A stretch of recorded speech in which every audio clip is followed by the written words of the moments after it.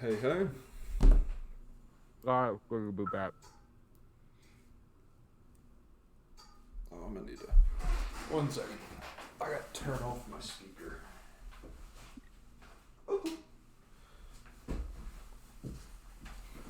Alright.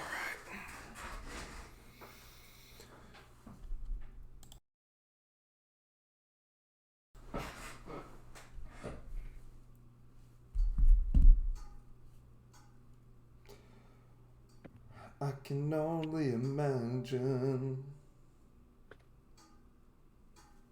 Oh man.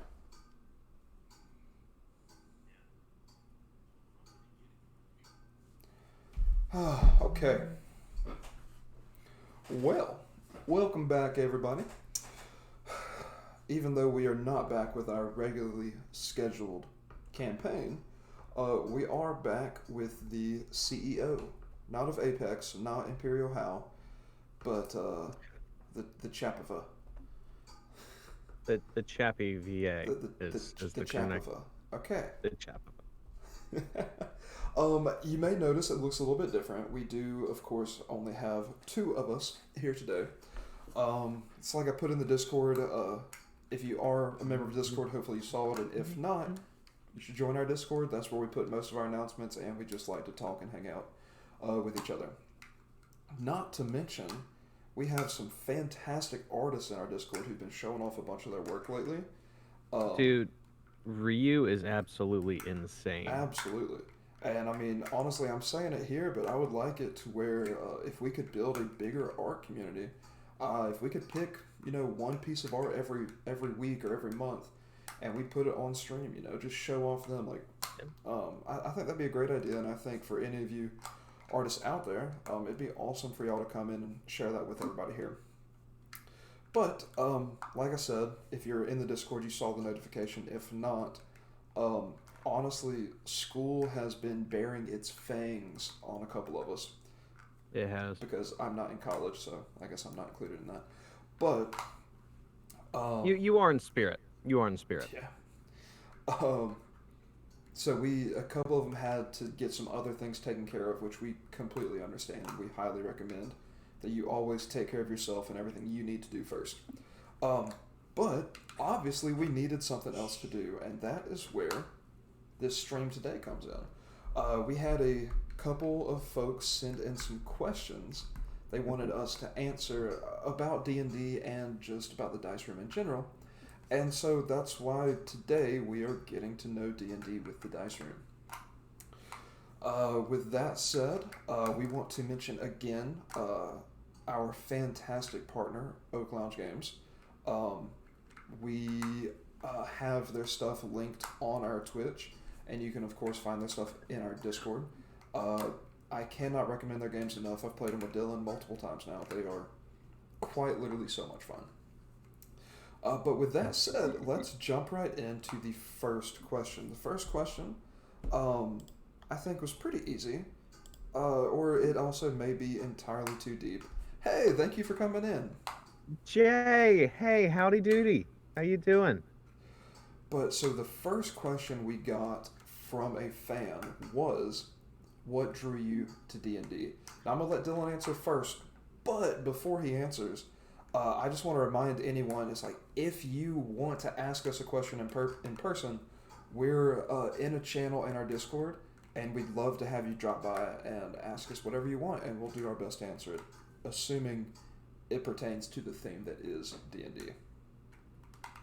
Yeah. Oh, I'm so sorry. I hope you feel better. Well, feel better soon. Get some rest, drink plenty of water, And you then know. drink Take more a water. take a Tylenol if you need to.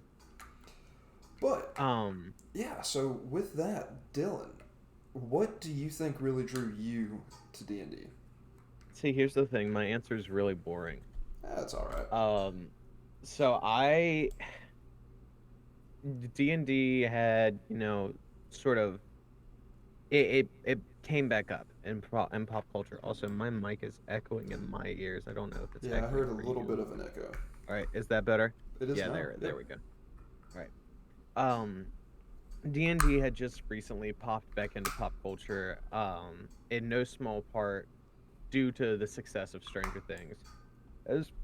as much of it as it got wrong, you have to give it credit where credit's due. It did put D&D back on the map. And with it being back in pop culture as much as it was, um, I decided that I just wanted to try it. I'm a theater major, so I mean I've always had a flair for dramatics. uh, but yeah, I definitely I'll say that it is definitely one of the things that I feel like everyone should try once, regardless of what your stance on it is. Um, I went in with a completely open mind, and now it's my job. So I like yeah. that. I like that. Um, I think my answer is a little bit different from yours, but it definitely has some of the same underlying aspects, I believe. Mhm. Um, yes, it Oh is yeah, for sure. honestly, or arguably at minimum, the coolest job ever. Um, so I didn't watch Stranger Things, so I didn't know that that's why we saw a resurgence in it. Well, But neither did I, but I'm I'm engrossed enough in nerd culture. okay. Um, and this is getting really personal really quick. So when Mhm. I was younger, um, I was always being, I'm gonna say, praised by my parents for just having such a crazy imagination. Whether it was playing with Legos or Army Men or Lincoln Logs, I would be building there and I'd be telling my parents about what I was building, and before I knew it, even though you only could see the Legos, only could see the Army Men, only could see the Lincoln Logs, I had told them about the entire realm that this was in and how this was only a small fight between the Army Men, or how this was only a small city or a small village, whatever, with the Legos. And something I personally noticed was my creativity like that, and um, my just imagination seemed to be reduced as I got older. I got into high school and college, and I realized I was focusing more on practical things, and I really wanted a way to jump back into my imagination, basically. And so that's what actually got me to play my first ever game with Dylan for one of my birthdays. Mhm. We had one of my best friends from ever, another one of my college friends, and then Dylan, and the four of us had our, at least, I think it was three of our first times ever playing. Is that right? Yeah. Yeah, I had consumed a crap ton of D&D media going in, so I knew the basics, but that was ultimately my first time playing. Yeah, and so ultimately what drew me into D&D was the desire to get back something I had lost in a couple of years, and that was literally my imagination and my creativity. And I can say building this campaign that I've been working on has significantly helped, and it's been a fantastic ride. Yeah, But I think that was a great first question. that was a really good first question. Alrighty, so let's jump into The question number the two. rest have to live up to that one now. That's reasonable. So Dylan, is there a character you either really want to play that you've already made, or a character that you just really want to make? I actually recently got I because I got to the chance to play this character last night because I was talking. Also, we're both drinking Dr. Pepper. I just realized. Huh? How about that? Uh, but I actually got the chance to play this character last night. Um, but there is an idea that I had that was essentially a gunslinger paladin who's like an ex-lawman who got shot in the back by his partner. Uh, that's right, Jay. Join the Dr. Pepper drinking party. Uh, but he was an ex-lawman shot in the back. So super like Western cowboy, very to quote Matthew Mercer, it's new. Um, Oh my gosh. but but yeah, no. So that probably that character, but I got a chance to play them last night because the lovely beta testers for Hell Hath No Fury, we were unfortunately unable to continue the beta test campaign. So one of them is one of them DM'd for us, did a one shot, and I got a chance to play as him, and he was a really fun character to play. Heck yeah. Yeah. That's really the only character I have currently. Just until inspiration strikes again for Okay. for another character that, as a forever DM, I will inevitably never get to play. Uh, Okay. but yeah, I'm gonna pass the question on over to you though, Steven. Is there a character you either really want to play or really want to make? So there's a couple. I built a couple characters that are going to pop up in my campaign that I'm really excited about. Um, One of the ones, this is going to sound weird. I'm honestly scared to play them because the way they are in my head is just so extravagant, so elaborate that I'm scared that I'm not going to be able to do them justice. Um, but so it is this character I made. His name is Seraph. He is an assassin that was created by AO himself with the intention of it's AO's job, to keep the gods in order. But what happens when the gods aren't keeping their mortals in order? And that's basically where Seraph comes in. He's an assassin with I wish I could describe, or I wish I had a word to describe it. But basically, he has his weapons tattooed on his body, and so he can literally pull them off his body whenever he needs to use them. And he is sort of like an assassin mixed with a paladin in the sense of he's on a holy mission. And I literally wrote a essay long backstory on this Joker, and he is arguably the most excited character most excited I've ever been for.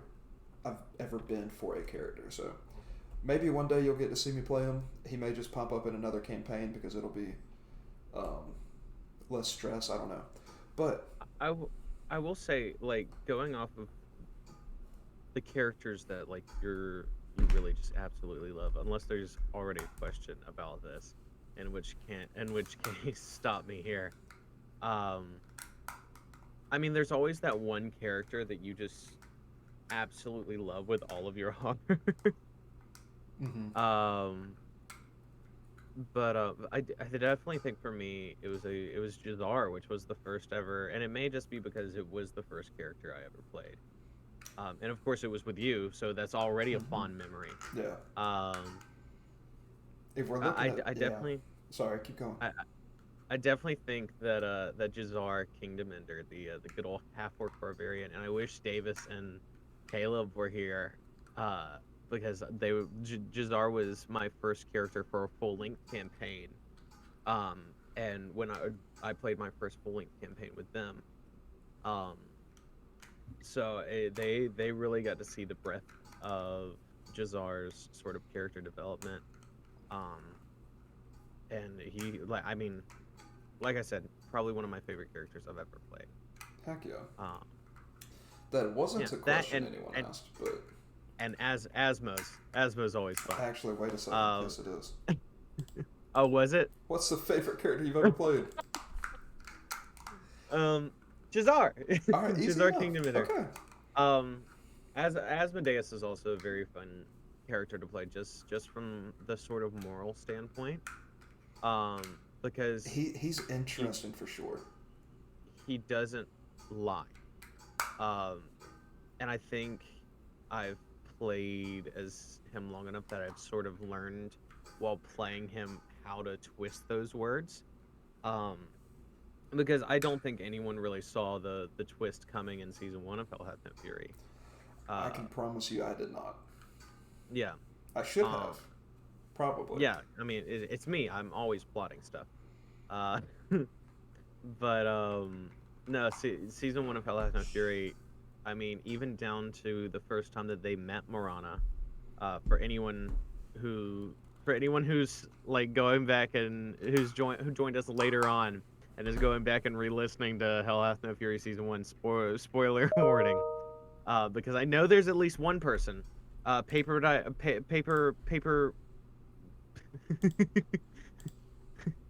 Flavored cheese, Munster cheese for Jazar. You like my answer? Yeah, yeah, I do. That's hilarious. Um, but no, like I said, spoiler warning. Even down to the first time you guys met Marana, um, she never openly said my name is Marana. She said you guys can call me Marana. And it's just like little tiny changes in phrasing mean the absolute difference between like telling a lie and telling the truth. I mean, it's one of my favorite things about Asmo as a character is he doesn't tell the truth, he tells his truth, if that makes sense. Okay. And I had a party cast Zone of Truth on him for one of the beta testing groups, That was me. and he still was it you? Yes. Sval cast it Oh, on him, and he was like, I'm going to intentionally fail this save. oh no! I'm talking about before it was revealed. This was beta testers for season 1. That was in Oh, season 2. okay. And he still got through it without them finding out. Um, but yeah. So, as Asmodeus is my favorite NPC to play. Jazar was my favorite uh player character to play. Okay. I like that, splitting it up between the two. Hmm. So if I had to say my favorite, it'd probably have to go between two characters.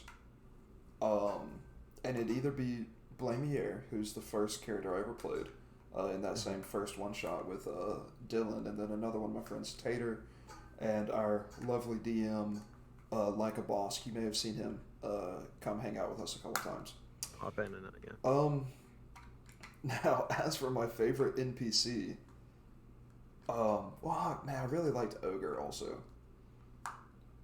From the other one shot, the Unalive Squad or whatever.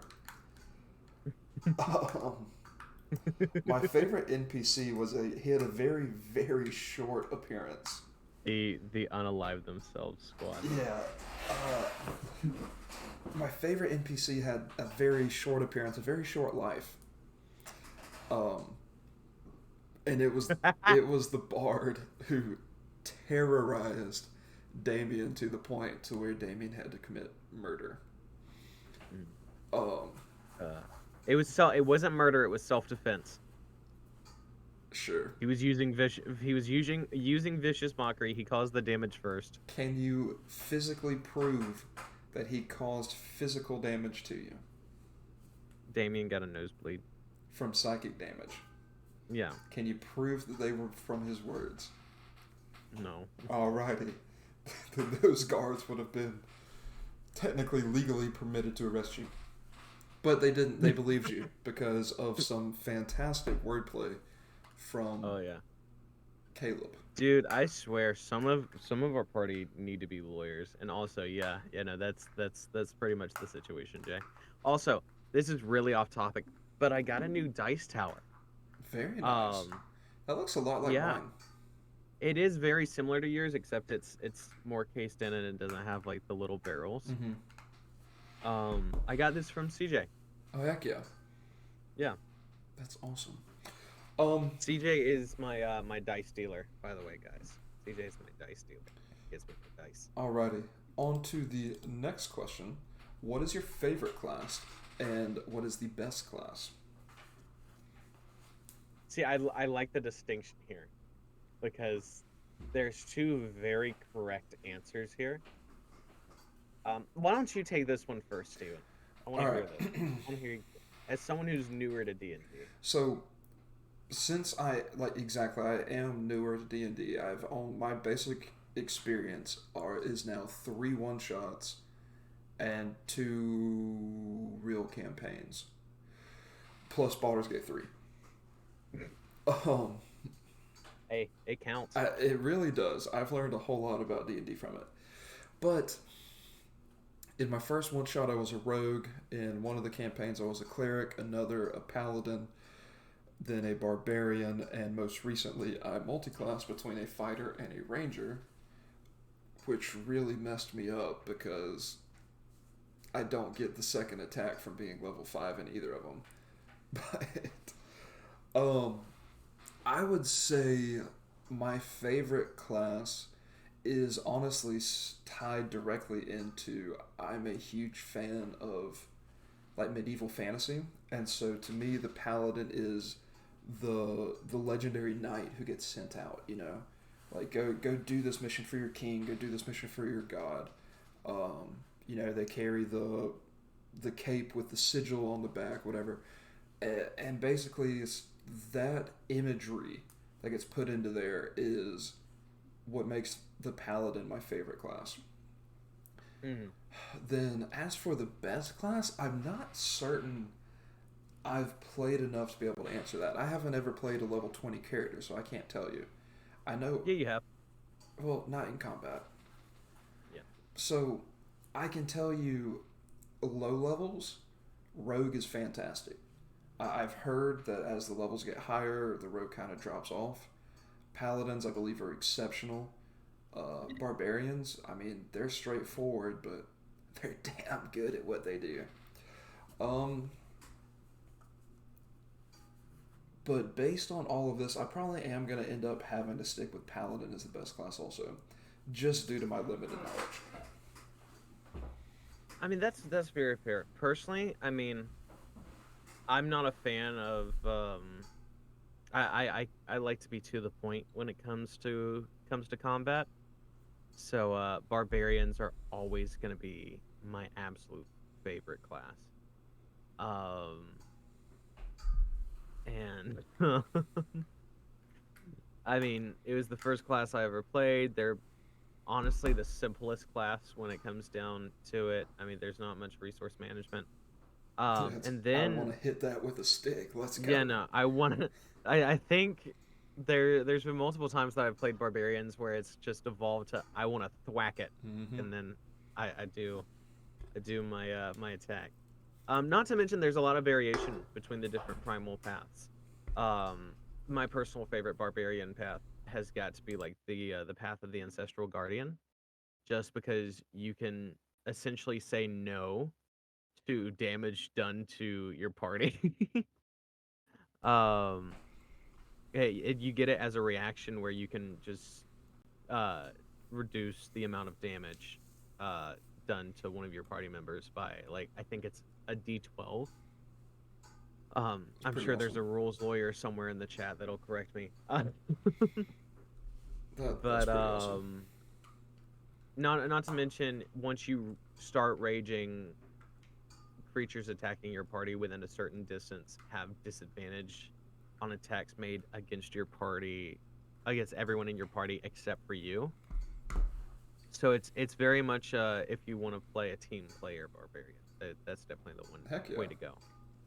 Um, as far as the best class, paladins are absolutely amazing, even especially at higher levels. Some of the spells they get, and not to mention their smite, just adds on so much damage. Get like a Um, ninth level smite. dude, it's intense. Um, but I am so I absolutely I've said this multiple times. I loathe loathe the D&D magic system. Uh, I think that it could have. What was that? I had an NPC that was a skeleton that yelled about a curse, which is what made him a skeleton. And he himself was a curse for whatever. That's hilarious. That's great DMing. Um, but yeah, I loathe the magic system. I think that it could have been much better done. I think that spell components are stupid, especially because most of them are just a joke about the actual spell. I mean the spell components for Fireball is a handful of gunpowder. Um, That is but why I then you got personally hate the component part, like the material part of spells. exactly. Unless it's something Um, like Revivify, where it's like, mhm, okay, clearly you need something of exactly. value. But, And that's like that's the stance that a lot of people have taken yeah. on spell components. So for the fact that they're half casters alone is what's gonna sort of take them out of the running for best class for me. Um, but the absolute best class that I'm going with is gonna have to be a rogue, um, specifically a swashbuckler rogue, and I have reasons. Um, so the entire thing with paladins, yes, it does a crap ton of damage, but you have to make sure it hits first. And even then, there's certain parameters. Like if you, it has to be a melee attack made with a weapon. Um, but you look at a level 20 rogue that gets like 12d6 extra damage for a sneak attack. Not only that, but the exact like sort of wording for sneak attack is you don't have to necessarily surprise someone.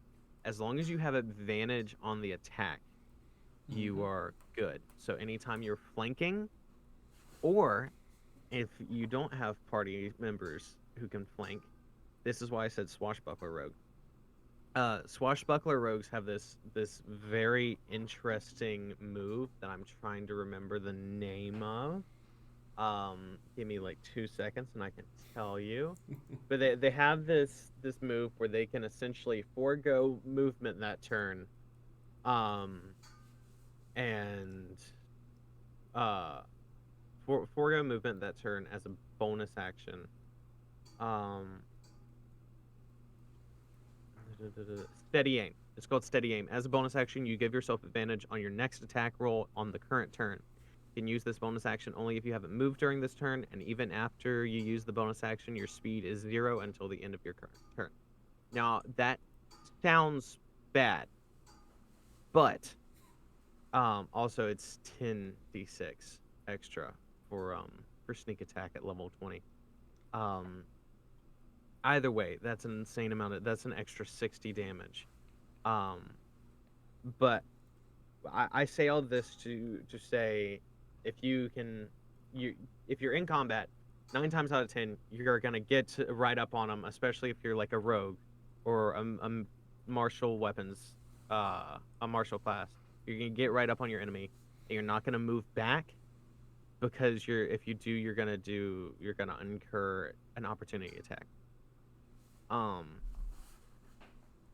so you're gonna 9 times out of 10 you're gonna be right there. You don't need your movement to get out of there. You just use steady aim over and over and over again because it's a bonus action and there's no like it's not a limited use thing, and you get to add an additional 10d6 to every hit that you make. Um, so it's not only that, but you can't run out with smites. Eventually, you're gonna run out of spell slots. Mm-hmm. Uh, with um with steady aim, it's literally an unlimited amount of uses. Um, Not to mention, there's also really cool stuff like elegant maneuver.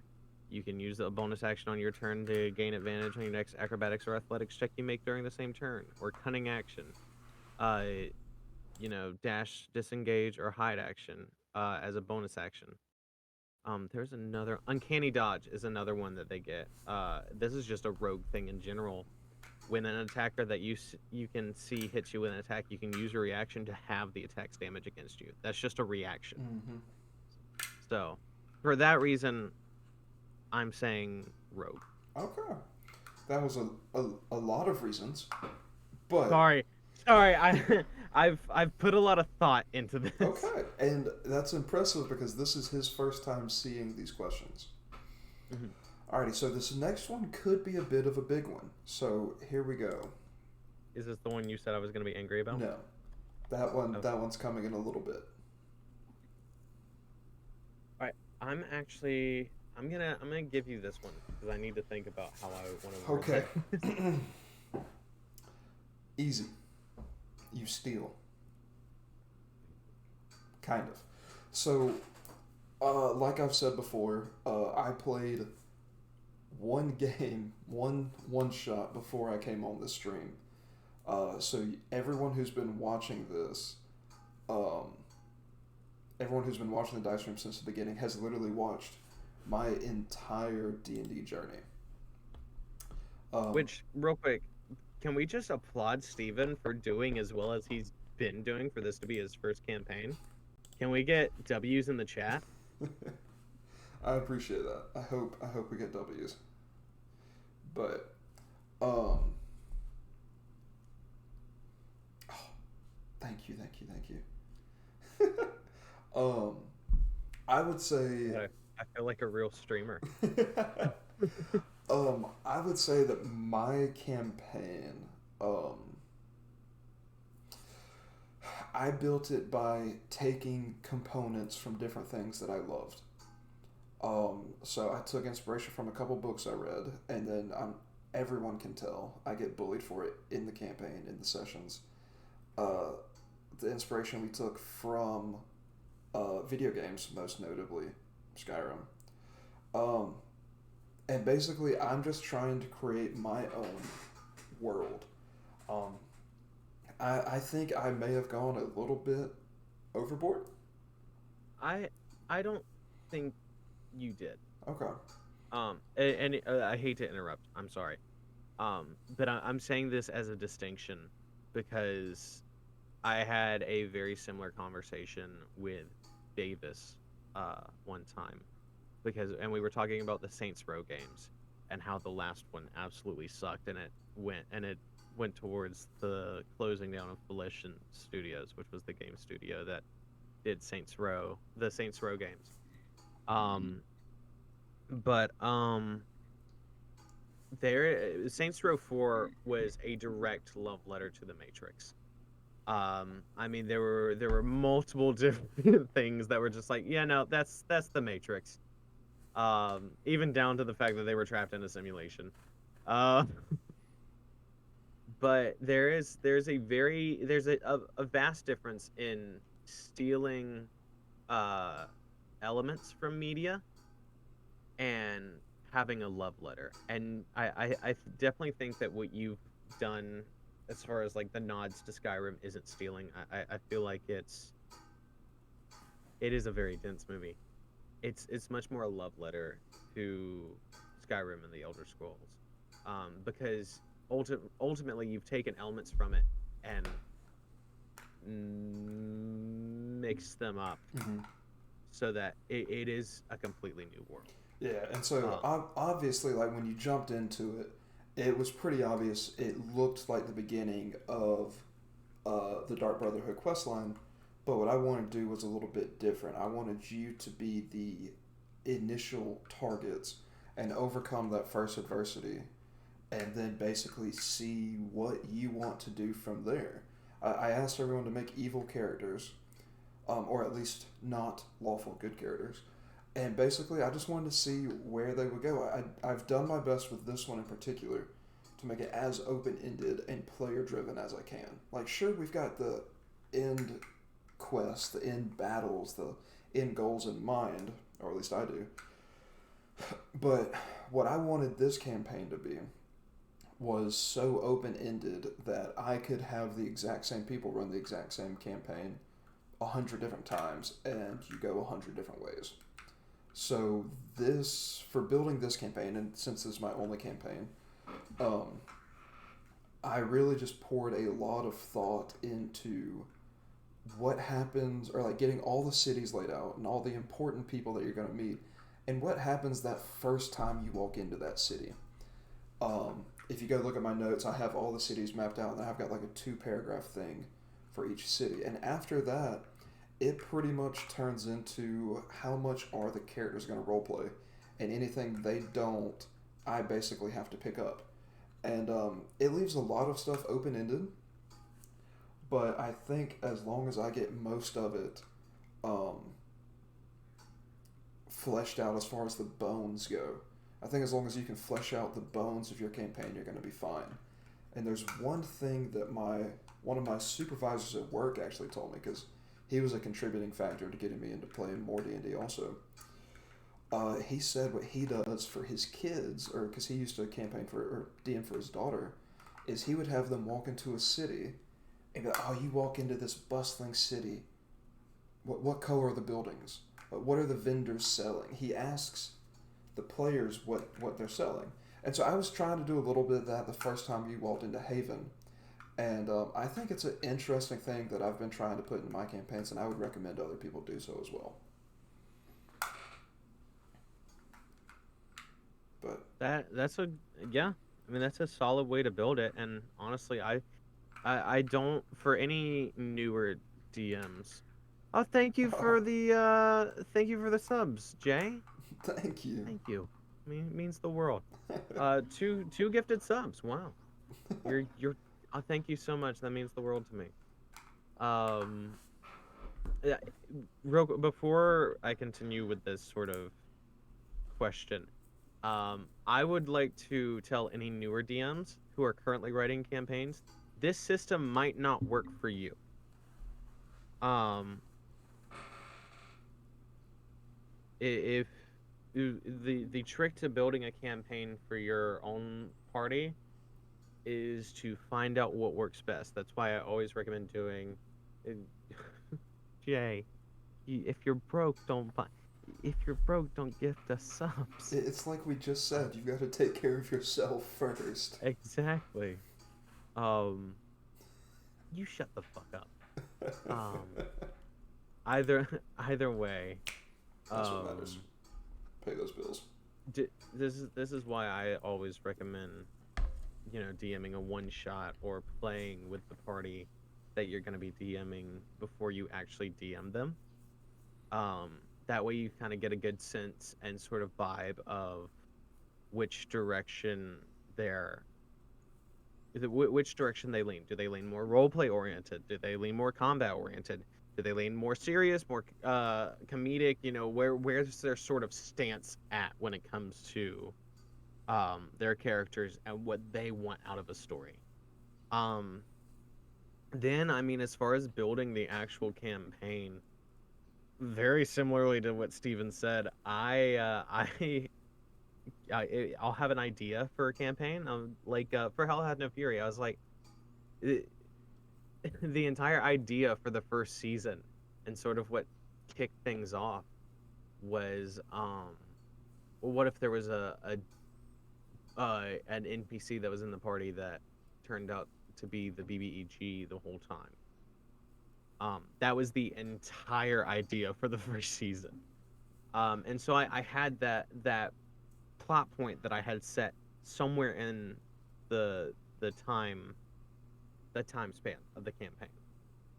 So I knew I had that point, and from there it was, okay. Well, so what do I want the BBEG to be like? I was like, okay, so they're gonna be Asmodeus. Cool. What's something important to Asmodeus that could, be used against him? Ruby Rod. Great.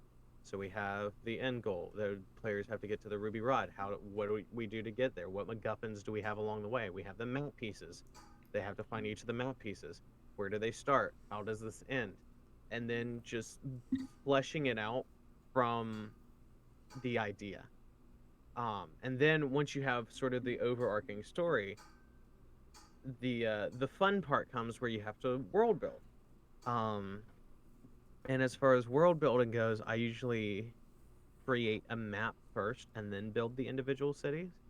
So like with Alvernon, the starter city for Calvernus, uh, I was like, okay, so we're gonna put it right there. It's a coast city. Coast cities have a lot of trade. I want it to be a very progressive city where anyone can be anything. And then it's just building it up from there and then trying to really sort of figure out um, how how deeply in detail you want to get.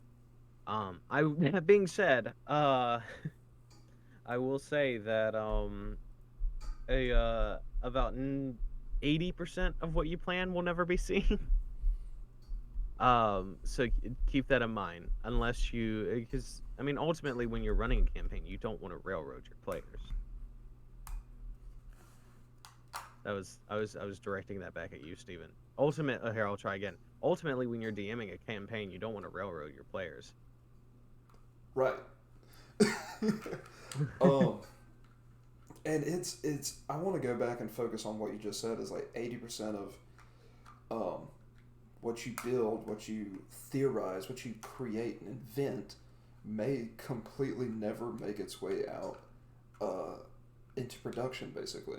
And that's part of what I was saying in the sense of I wanted to make this world to where you can play it 100 different times and get 100 different stories.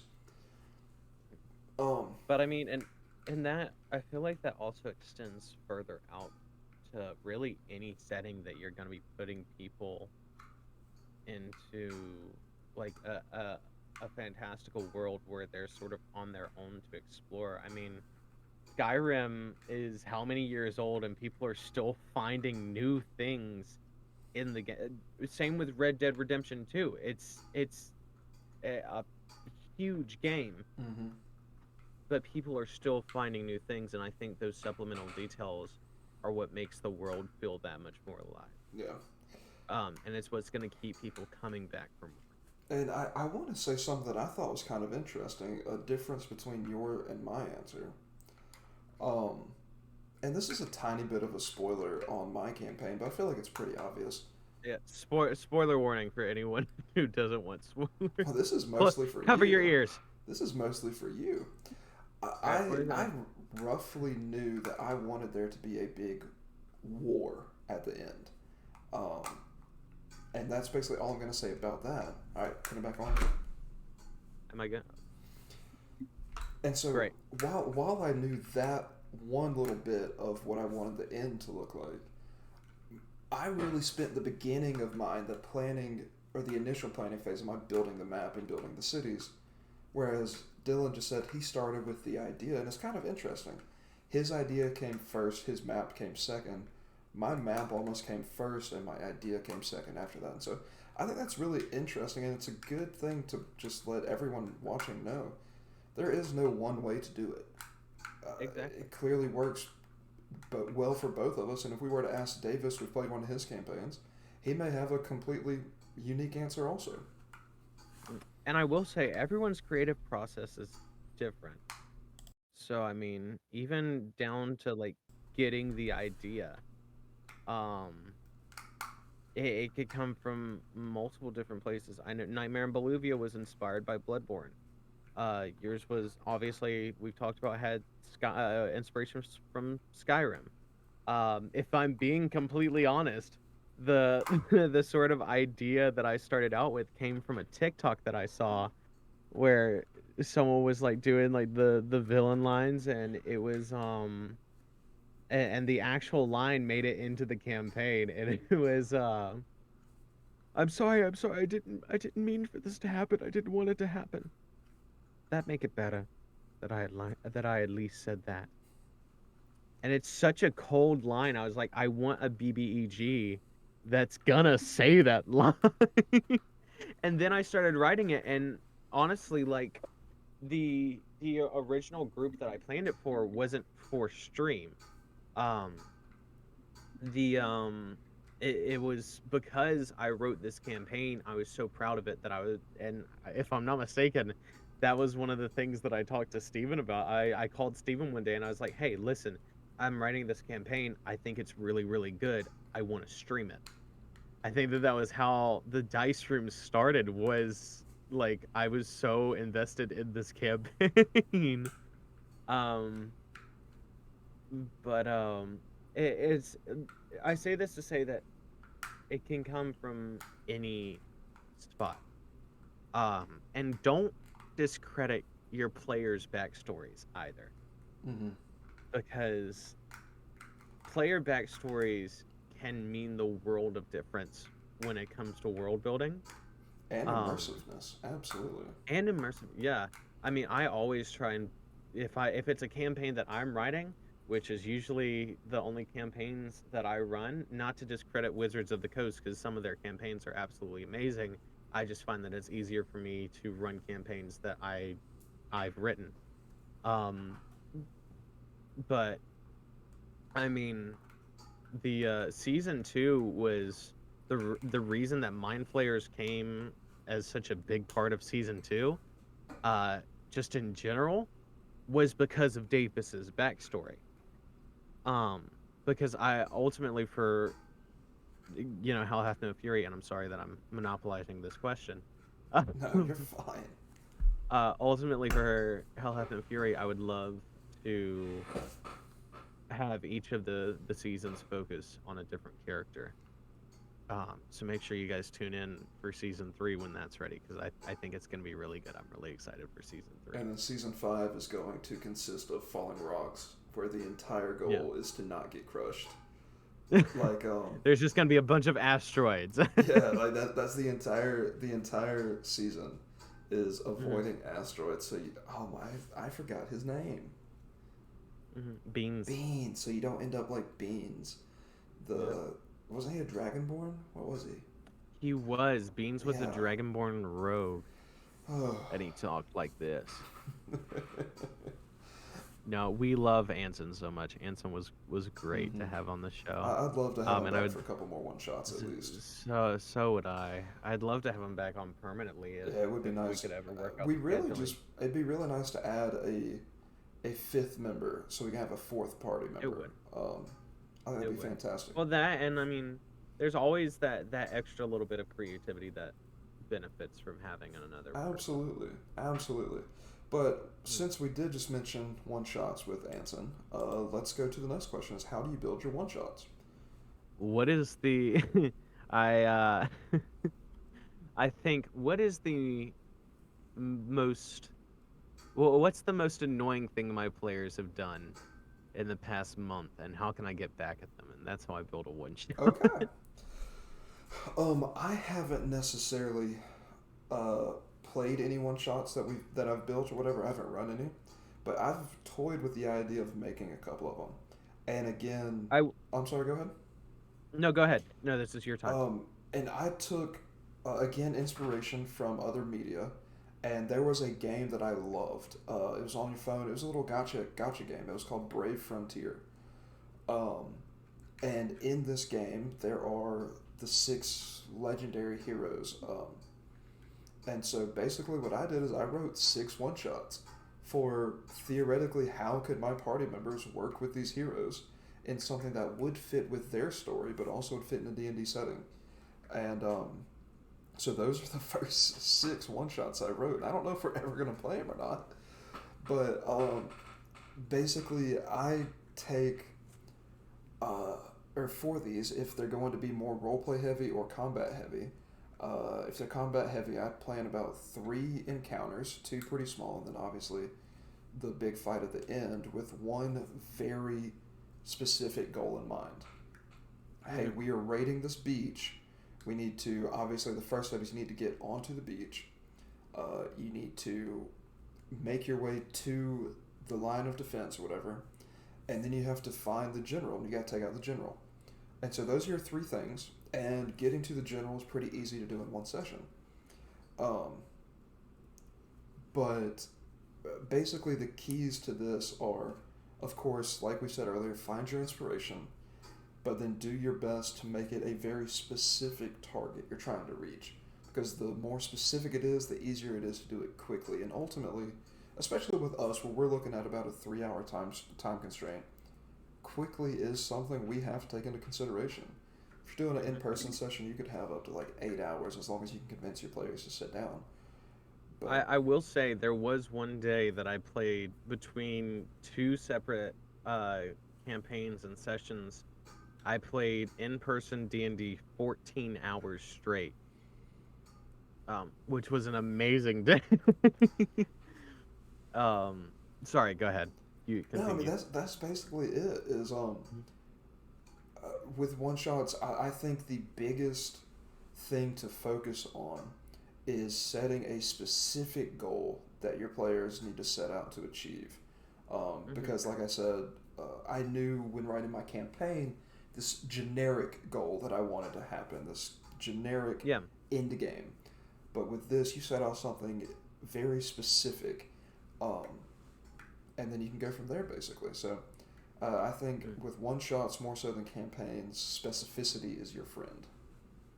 I will say I know that I just said that for a lot of my campaigns that I run, I only run the things that I write. Um, I sort of throw that out the window a little bit more when it comes to one shots. Um, because there's just ultimately not as much weight in them that there is in the overarching campaign. There's not as much time to get invested, not as much time for character development, and ultimately just not as much time in general to do much of anything with characters.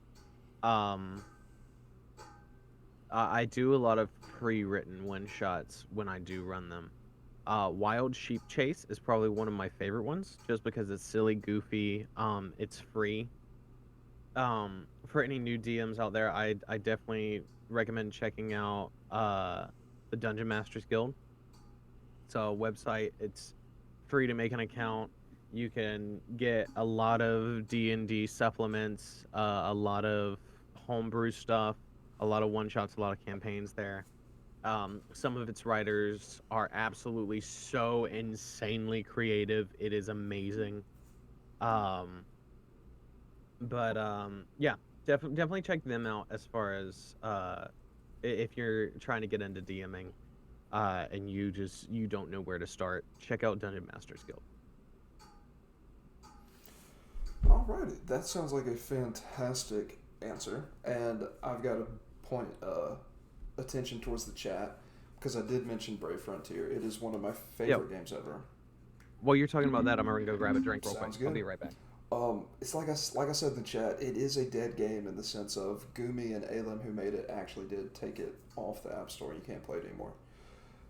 But it is quite literally one of the most detailed and insane games as far as just lore goes. And while Skyrim may have been the actual basis for my campaign, my standard that I'm trying to reach is the amount of work that was put into that game and the backstory for that stuff. So it is such an exceptional thing. And since Dylan just came back, we're gonna go on to the next question. Can you read that, Dylan? Oh, you can't All read. right. Who asked the question? I can't tell you who asked it. I am sworn to secrecy. I will find out. I swear to God, I'm gonna track him down. I'm not gonna lie. There have been times that I've flubbed rolls. I think, but I think everyone's flubbed rolls at least once. As a player Uh, or as a DM? as a DM, Okay. as a player, I try to stick to my rolls as much as humanly possible. Okay. Um, but as a DM, as far as like the DMs flub rolls all the time. There was one time specifically that I can think of off the top of my head. If you remember Hell Hath No Fury season 1, the False Hydra fight. Yeah. Um, We were the, not prepared for that. no, you weren't. If you remember the specific spell that Kairos cast that made the heads turn on each other. The the False Hydra actually got a nat 20 on that saving throw, and I was just like, no, we're not gonna do that. But then there's also times that you almost, it feels better to give it to the players. Yeah, like, I mean, everyone wants that moment from, Lord of the Rings where Sam is carrying, I can't bear the weight, Mr. Frodo, but I can carry you, and just carries him up, and make me an athletics check. Oh, that's a 10. You do it. Just it doesn't matter what you rolled. You ask them to roll the dice for the feeling of rolling. As long as you get above a 2. Yeah. That's fair. I like that. As far as when I'm a player, I just have really good dice for some reason. Like my resin, like 3D printed. These are probably some of my favorite dice. They rolled me 3 nat 20s in a one shot last night. Meanwhile, I had a time that I had to go through 2 points of inspiration because I rolled 3 nat 1s in a row. Which is a statistic and probability, by the way. But yeah. Yeah. Honestly, you talking about flubbing rolls as a DM made me think of this story I heard. Which this, according to what they said, they didn't actually flub any rolls. But basically, I think it was an artificer, however y'all want to say it, because technically both are the Artificer. correct way. We've had this argument before. Artificer. Artificer. Okay, artificer. But basically, there was this campaign, and I think it was that class, but it was a literal God of War type moment. The enemies were rolling misses or critical misses, and he had like 3 straight attacks that were nat 20s. And while 2 of his other party members were down and 1 was really weak, this Joker basically fought off the entire party, or the entire like enemy, down to his last breath, and then refused, or he basically got the last guy so weak that the other teammate was able to heal up enough to where they could deal the final blow. And though he died, he had his moment that was so epic that just as a character, as a player, the player couldn't let the character be revived because there's no better ending. And so while we're talking about flubbing rolls a little bit, I want to say, like, I agree with you. It is important for the players to have those moments of just, this is my character's greatest moment in their entire life. Like, this will mean the most to them when they are telling their stories in Valhalla, in Sovngarde, in wherever they go after death. So if we have to help them get there a little bit, I'm okay with that. But as a player, I think we do need to do our best to avoid flubbing rolls. Mm-hmm. I mean, not only that, but I mean, you also, it also comes down to how well you know the system, Mm-hmm. and how well you know the loopholes to the system. I mean, I still think probably one of the coolest things I've done in combat as a player was Damien taking out that many of the Goblin militia by himself. Mm-hmm. Um, but there was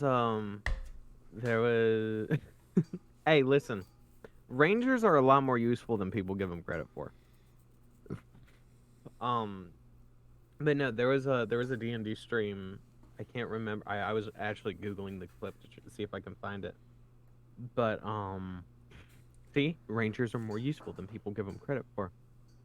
But there was a stream where they did a sort of one-off for character development where one player, I think he was actually trying to kill off his player character because he didn't want to play as him anymore.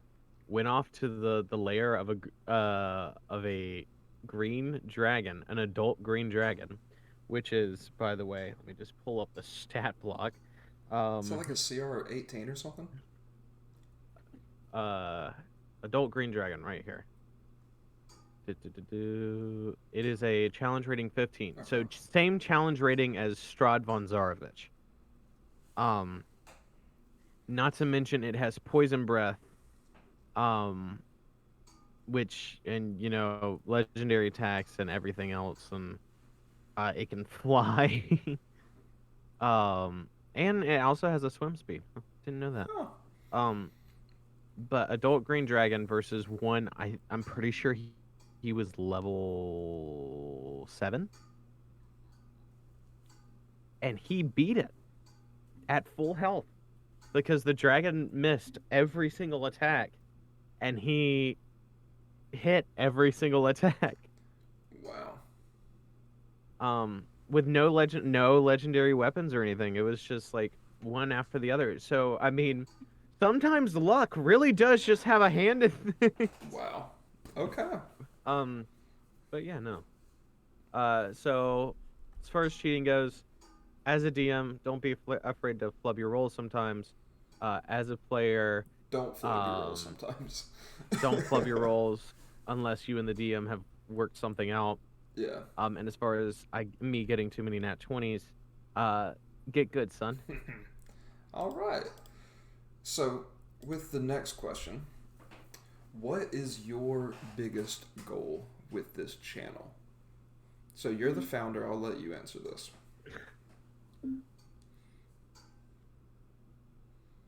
I've said from the very start that I want to build a community.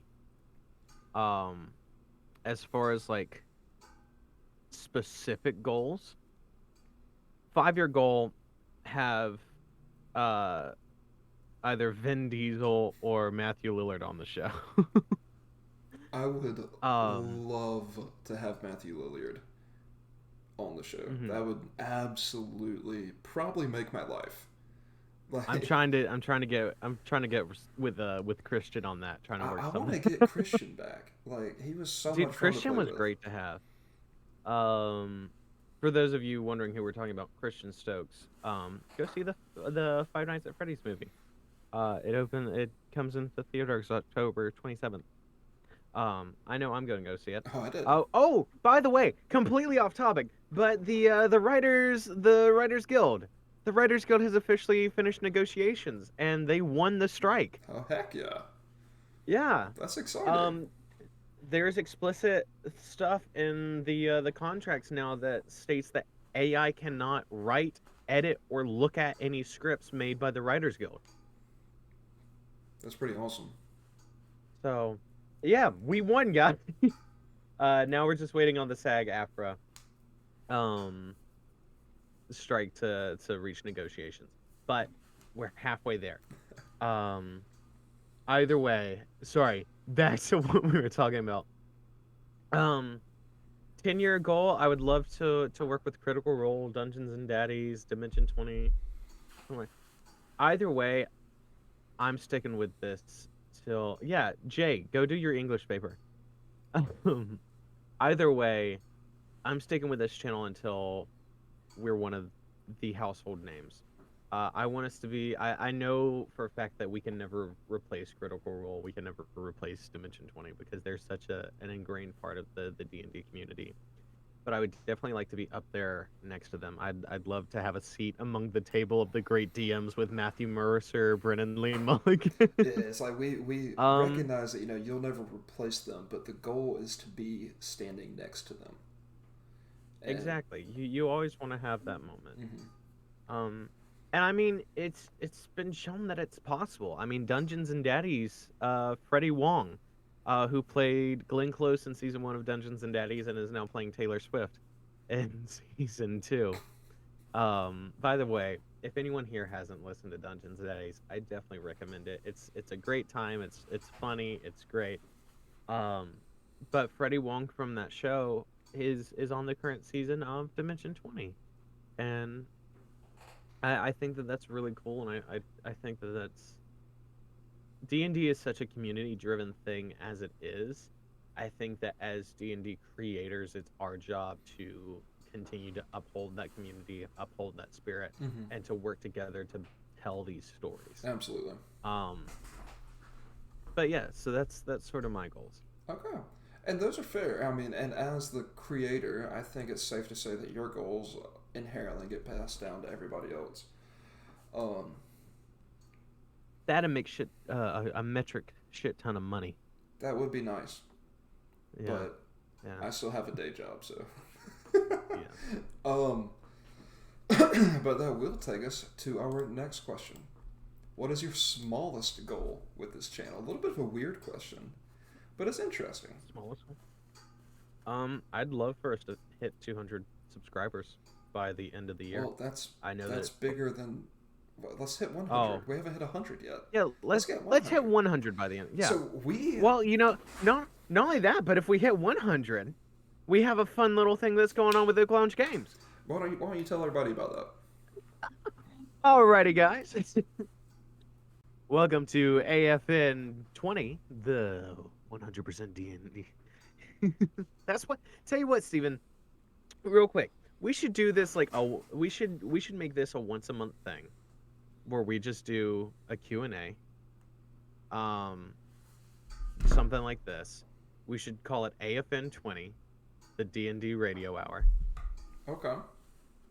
and yeah, I think that's I think that's I think that's not a bad that's a good idea. name. We get some questions from the folks in between sessions, and once a month we do it. Exactly. Make it once a month so that people have a month to send in questions. Yeah. Yeah. I like that. Yeah, I think that's a good idea. Well, we'll talk about that later though. Okay. We'll make that a thing. But yeah, so once we reach 100 subscribers, Our lovely, lovely partner, Oak Lounge Games. If you guys haven't checked them out yet, go do it right now, right this minute. Right now, go do it right now. Check out oakloungegames.com. This is now aggressive advertisement. Um, Either way, no, if it's bubble tea, it's the tea with the little pearls in the bottom, Stephen. Um, Oh, I know. um, yeah, Oak Lounge Games is doing a giveaway for Hero's Journey for our 100 subscribers. All you have to do is be subscribed to us over here. Um, then go follow both us and Oak Lounge Games on Instagram. Which is easy To because it is quite literally free to do that. exactly, all of this is free. uh, Yeah, no, Volixarian, one of our other viewers, actually bought one of their games, and it came with a very nicely worded letter. that's awesome. Listen, we Um, haven't had a lot of time to interact in person with, or at least I haven't, short of the first time that we met them. But I don't want to sound cliche or cheesy, but the fact that we were able to walk up to them at like a Comic Con basically, and just yeah, talk about them, and they were so willing to jump on this. They were so excited. Like they've just been fantastic people to work with because they're just fantastic people in general. And they knowing people like Chloe went and supported them since they've been supporting us, it's just been fantastic. Like you couldn't ask for anything better. And so and I mean, they're still very much a small yeah, business, so absolutely, you're supporting small businesses by helping them, and by helping them, you're helping us. yeah, absolutely. Uh, Um, and you can use code DiceRoom10 to I get was about to say 10% you off get 10% your next off. order. Like it's a win-win for everyone involved. Um, Exactly. so I want to go and make another comment off of this. Is with our smallest goal. You said 200, but that gives us less than 2 months to get about 120 something new subscribers. I want to get 100. 127. 127. I want to get 27. I want to reach 100 by New Year's. Do you know why I want to do it by New Year's? Why? Because that will be 1 year of the Dice Room. That well. We are almost at 1 year of being with all of you individuals, of bringing forth our I can imagination into actually life. I can actually tell you the first day that we Was it not like the um 6th or something? I've got the original group chat up right now. I'm currently scrolling to the top, so keep talking while I So get there. it was, we did it Fridays. So it was January the 6th. So that is the first N- day that we streamed, I think. Um, but so- regardless, that is a goal. I'm gonna say that is the smallest goal, just because I don't know, nothing else really comes to mind right now. But if we can reach out to 27 more people, and we can hit that 100 subscriber mark before New Year's Day, I think that would just be absolutely exceptional. Um, It was Friday, January oh, 13th. we didn't stream the 6th. We streamed the 13th. Mm-hmm. Okay. Well, Um, can I can I also say real quick how awesome our fan base is for getting us to the point that absolutely. we're Twitch affiliate, by the way, I would just like to point out that only 33% of current live streams on Twitch have the role of Twitch affiliate. And even the ones that do, it usually takes them around a year to a year and a half. We've effectively done what takes channels normally a year and a half, 2 years in 8 months. And the only people that we can accredit that to is our fans. And that's one of the reasons why I love you guys so much. You're great.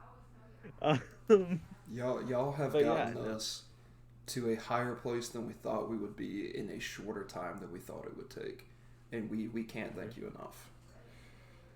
Yeah. um, and now we probably should have. I probably should have organized these questions a little bit better, but we're gonna end this one. Real, Okay. real quick. I wanna answer Jay's question about the boba tea flavor our characters would be.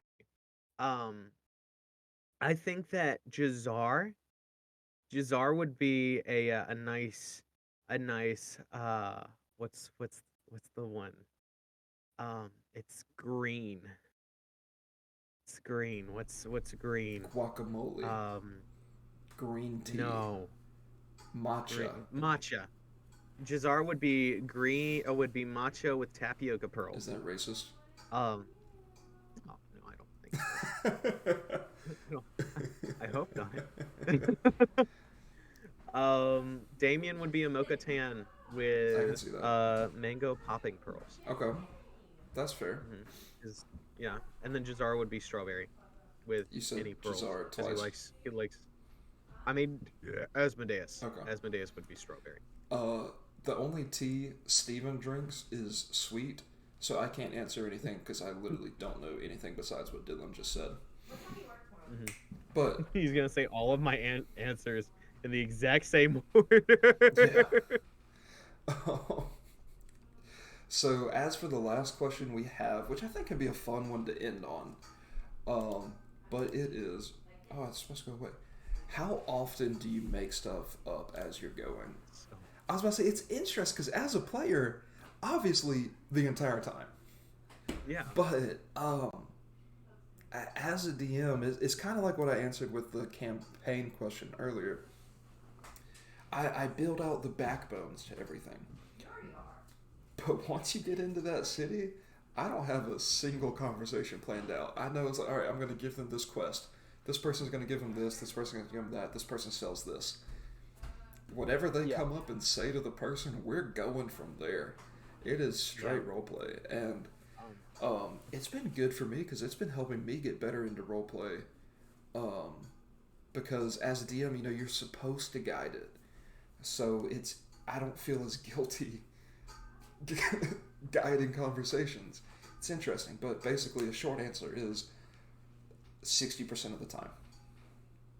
I'm gonna go even further than that, and I'm gonna say 80% of the time for It me. may be even higher. You're right. Um, I have a very rough sketch of what I like each session to look like. Very similarly to you. Now I will say I have like 80 tabs open at any point when Mm-hmm. I'm DMing. But it's because I have character sheets open. I have notes for the town that I know that they're gonna be in open. Um, I have shop inventories open. Any monster stat blocks, I prep all of those. Yeah, that's fair. I prep all monster stat blocks that they might even just might encounter. Um, and then I also have a tab open to take actual notes. Um, which I think is an important thing that I didn't start doing as a DM soon enough. Take notes, please, for the love of all things holy, because you're not gonna remember what happened in session 2 and session 10. Yeah. Um, and especially if it's stuff that has bearing on the story, do yourself a favor, take notes. Remember it, basically. Yeah, Yeah. I wanna point something out that happened in our last real session. Um, I realized when our players got to the pit, I didn't have a picture of what the pit looks like in my head. I didn't realize that until they got there, and I was like, oh no.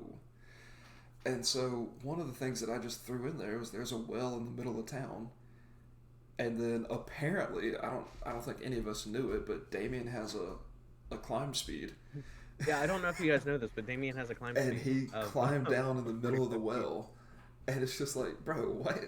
This literally didn't exist until 30 seconds ago. Why are we exploring the well? Mhm. Um, And I found a hat. he did find a hat. And what'd you find? Some gold or something? No, Yeah, one it was a gold. hat and like two gold. Because Yeah, you it was a threw hat the and like a gold. gold. Yeah, I got the gold piece that I threw back. Yeah, Oh man, that was funny. no, that was hilarious. But I mean, I think it really just goes to show how video game minded a lot of players are. Cause let's be honest, we've all been in that spot where we're like standing on the edge of a cliff in a game. You're like, huh, I wonder if there's a visible barrier. um, and so I mean, even even down to like the game's telling me to go this way, but if I don't go this way, I'm gonna miss something. Mm-hmm. Like you put something that I can interact with in a D&D session, I'm gonna interact with it. Until I put Not something to in there that you're mention, supposed to interact with, and you don't. oh yeah, no, not. I mean, players often go with the opposite of Occam's razor. Which have you ever heard of Occam's razor? I have. Yeah. Oh, it's actually there's actually a term for it. It's Hickham's dictum. Have not heard of that one. Hickham's dictum. It's so funny. It's a funny phrase, Hickham's dictum. But they'll often go with the Hickham's dictum of a situation. There's been multiple. I mean, everyone knows that a D&D player's worst nightmare is a normal unlocked door. Yeah. Oh boy, Google it. It's No, it's I real. found a new worst nightmare on accident today. It is a Really? mimic that chooses Health potion? to no heels, high heels, and it licks the wearer's feet. Oh, a nightmare. I That's was disturbing. no, that is a nightmare. God, I hate the way that the bottom of my feet feel now. Yeah, basically, the player. Actually, depending on the person, that could either be a nightmare or a dream. Yeah, but the person wearing them has to Oh, make God. constant Constitution saving throws, but they don't know why. Oh, what are you chappying me?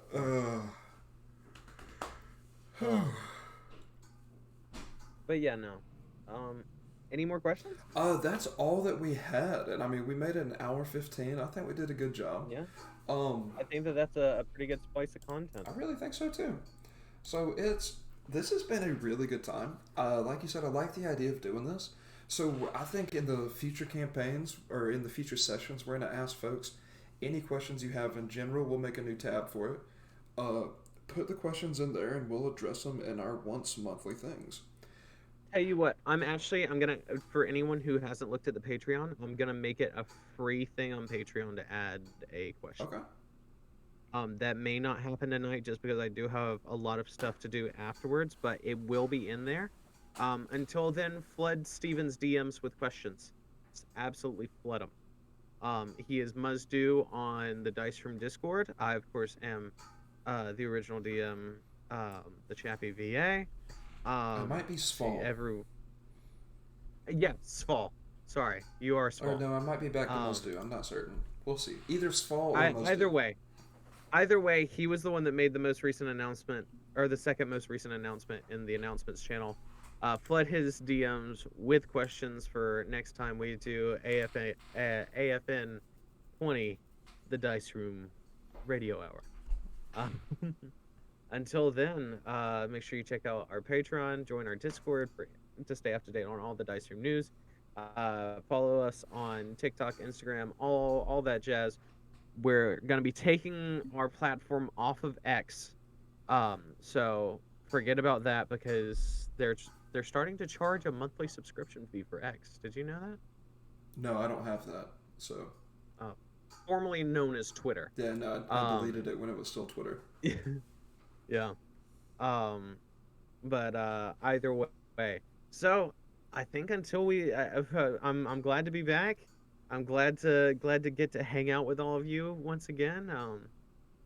Until next time, we'll see ya. Same dice time, same dice room. See you, everybody. Bye-bye, guys.